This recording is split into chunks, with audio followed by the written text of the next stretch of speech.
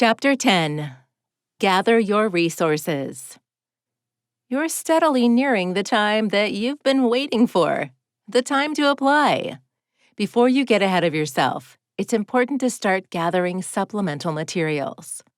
Supplemental materials, for those of you who aren't aware, include items such as your official transcripts, certificate of completion, letters of recommendation, and any additional documents to motivate your prospective admission. While there are different materials that you might need to include depending on the universities you'll be applying to, the following details the basics. We've created a broad, itemized list of steps that you can follow to gather your supplemental materials. Number 1. Talk to your references for their letter of recommendation. One of the supplemental materials requested by almost all reputable universities for undergraduate and postgraduate degrees is the recommendation letter. You might be requested to use a specific format for this letter, and this should be communicated to your referee well in advance. The last thing you want is to be scrambling to amend the letter at the last minute. It's recommended to ask your references to provide their official email address for correspondence. This might look something like john.smith@universityname.com. There is also the chance that the letter will need to be filled out on a special form that's provided by the university of your choosing. Alternatively, they might also request that one of your past professors write a letter of reference on an official university letterhead. This is for postgraduate students that have received their undergraduate degree from a university that is different from the one they are applying to for their postgrad studies. Make sure you request a reference from professors that are familiar with your work and with whom you've had a good working relationship. Depending on your field of study and the university in question, a recommendation from your employer might also be acceptable. This is especially true if you're working in an industry that is related to your desired field of study.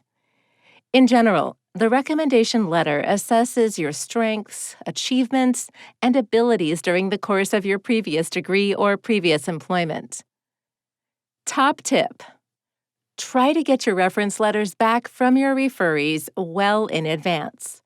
They may be asked to fill out an online form or a questionnaire as their letter of recommendation, and you want to make sure that they have enough time to do this. You'll also want to make sure that they follow the recommended format if they're expected to submit a print copy of the letter. Just be aware that it is not common practice for you to see the letter. Number 2. Write down your documents. Resume. One of the most significant steps in the admission process is preparing a strong resume. It's critical that you present yourself and your abilities to the university in a bid to persuade them that you are the best candidate for enrollment. Remember, there will most likely be thousands of applicants, so try to make your resume as succinct and compelling as possible. Your resume should include your professional and educational background. A strong grade point average or GPA will be advantageous, as well as an impressive academic record and research background. If you have evidence of journal submissions, conference papers, or attending field-related conferences, be sure to include those. Side note: almost all universities require you to write a resume in English. Research proposal and thesis summary. Some universities might also ask you to submit a research proposal or thesis summary, particularly for postgraduate studies. This will be directed to your potential research supervisor and should follow the recommended format as provided by the university. Motivation letter, cover letter, and statement of purpose. Some universities will require a motivation letter. Here, you should try to be as honest as possible and share all your experiences connected to the academic requirements and your future study program. Make sure you explain what studying at that university would mean to you and why.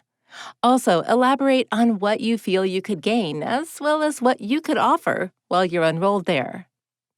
The cover letter is another document that some universities ask for. A cover letter is almost the same as a motivational letter. This means that if you have one of them ready, you do not need to write the other one from scratch. Just try not to copy and paste information from one to the other because it will come off as lazy and repetitive. Rather, tailor each letter to suit the stipulated letter writing requirements.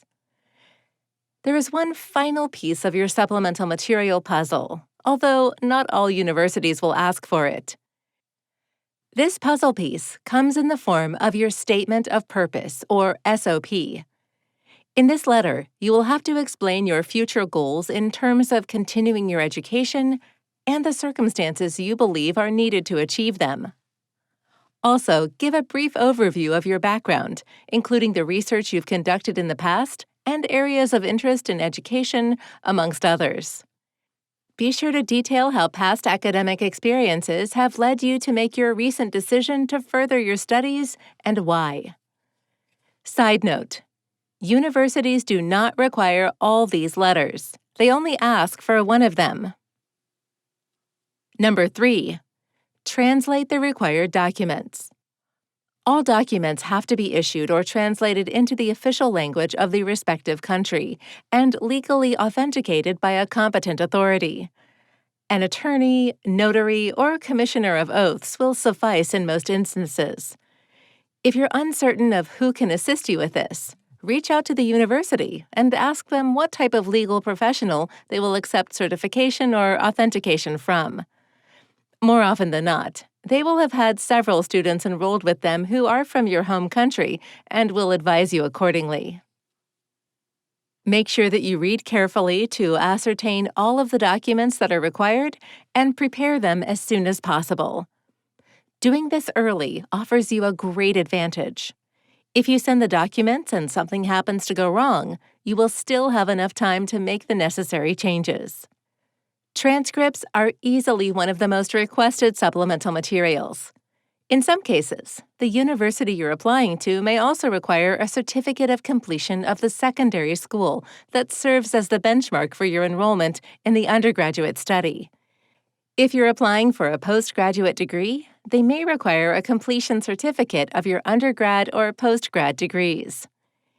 If you're applying for postgraduate studies while you're still in the midst of completing your final semester of undergrad studies, you can require a temporary certificate of completion for initial admission with the promise to present an authenticated copy of your certification when it's available.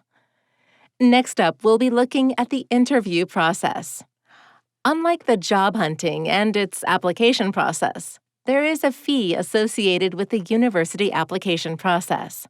Because of that reason, almost all faculty members interview students before they submit their applications. This is not always the case, and an interview will only take place if the faculty member thinks an interview is necessary. End of chapter checklist. Tick off each box when you feel that you know the answers to the questions with the utmost certainty. Do I have a professor who can vouch for me? Did I have a good relationship with this professor or a confrontational one? How will they portray my work ethic to the admissions board of my desired university? Can my employer offer a reference letter? And do I have all of the required documents ready? For more information on supplemental materials, visit our website, www.radviser.com.